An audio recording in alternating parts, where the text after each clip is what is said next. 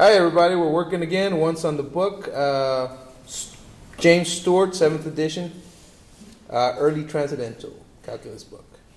Today we're going to be working on a problem that says find the area of the region that lies inside the first curve and outside the second curve. We have r equals 3 cos theta and r equals 1 cos theta. And to help you solve this problem, we're going to have Michael.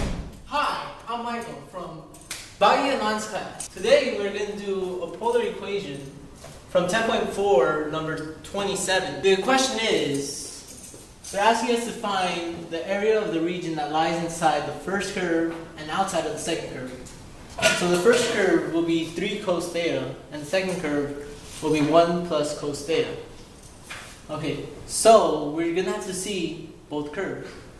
I will draw you the 3 cos theta first in blue. So 3 cos theta would be from 0 to 2 pi, of course. When you plug 0 in for cos, it's going to be 1.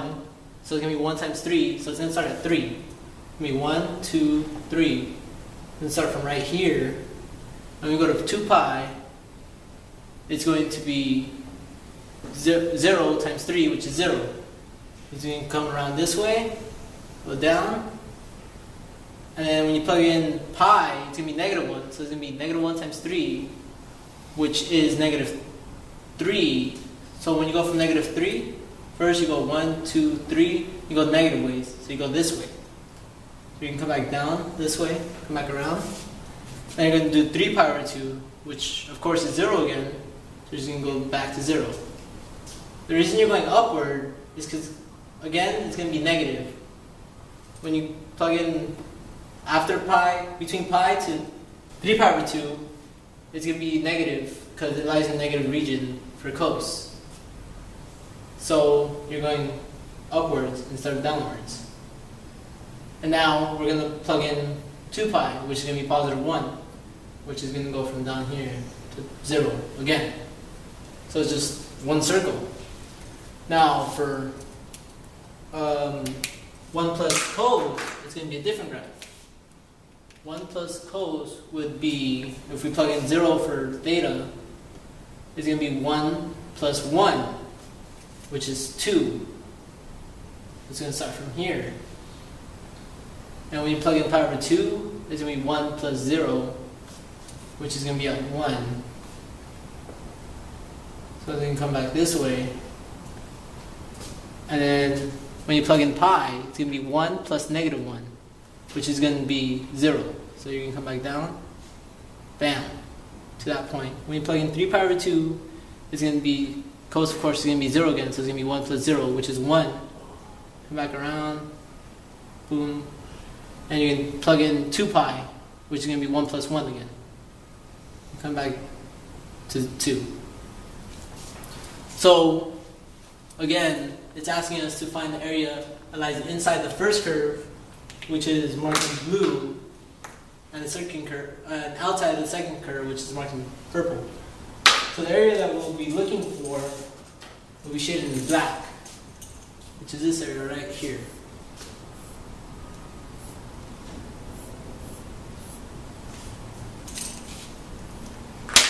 Now, to find the limits in which the area that lies inside the first and outside the second will be at the intersecting points, which are these points right here.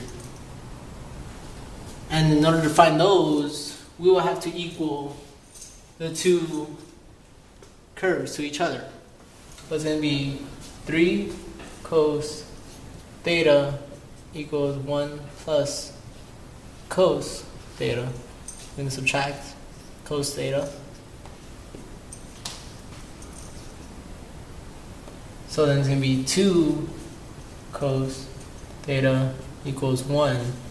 And divide by 2, divide by 2. So it's going to be cos theta equals 1 half. And theta in this case would be pi over 3 and 5 pi over 3. Which are these points right here. This angle would be 5 pi over 3, and this angle would be pi over 3.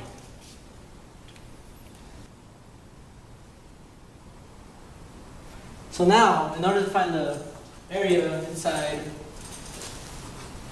we are going to have to apply the formula of the area of the polar region, which is area equals integral. That looks like an S, but it's an integral sign. Integral from 1/2 r squared d theta. But in this case, since we're looking for the area that lies in the first but not the second, it's going to be a little different. So we're going to change it up. So it's going to be, the beginning part is going to be the same, but this time it's going to be r1 squared minus r2 squared d theta. Because you're trying to subtract the inside curve from the outside curve. That's how you'll find the area that lies inside the first curve, but not the second. So from as A goes from, so if you look at the graph, it looks as if it's from pi over 3 to 5 pi over 3, but it's not. Technically, from pi over 3 to 5 pi over 3 is not part of the graph. It's only this section. You will have to go from negative pi over 3 to pi over 3. So it's going to be from negative pi over 3 to pi over 3. 1/2. Now we're going to plug in, for R1 is going to be 3 cos theta squared minus R2, which is 1 plus cos theta squared d theta. So area equals, since these limits are the opposites of each other, we could just times it by 2, make the bottom limit equal 0, which is the midpoint of these two, 0 to power 3 times 1/2. This is going to be 9 cos squared theta minus 1 plus 2 cos theta plus cos squared theta d theta.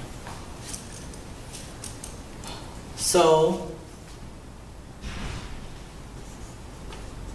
we're going to pull out the 1/2, and 2 divided by 2 would be just 1, so we're just going to get rid of that. We're going to multiply the whole thing by 1, power 3, 0. And we're going to add like terms. So it's going to be 9 cos squared minus cos squared, which is going to be 8 cos squared theta minus 2 cos theta minus 1 d theta. So for cos squared, we're going to have to apply a trick to it, which is the half angle formula, which is cos 2 theta equals 2 cos squared theta minus 1. We're going to add the 1 to both sides, plus 1. It'll be cos 2 theta plus 1 equals 2 cos squared theta divided by 2. Now it's going to be cos 2 theta plus 1 divided by 2 equals cos squared theta. So we're going to apply this in for cos squared theta.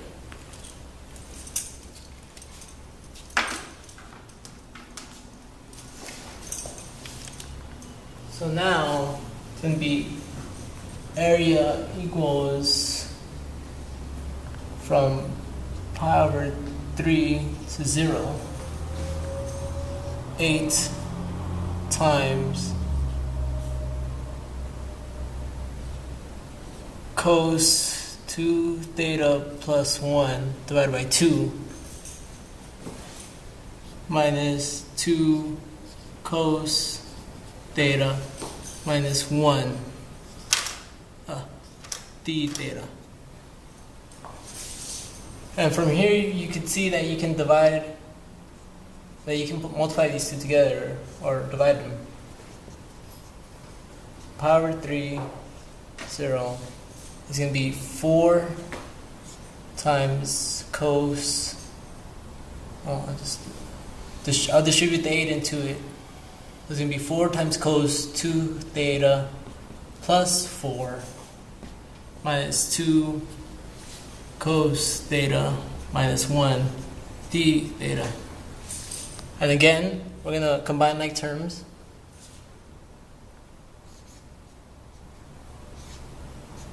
Pi over 3, 0.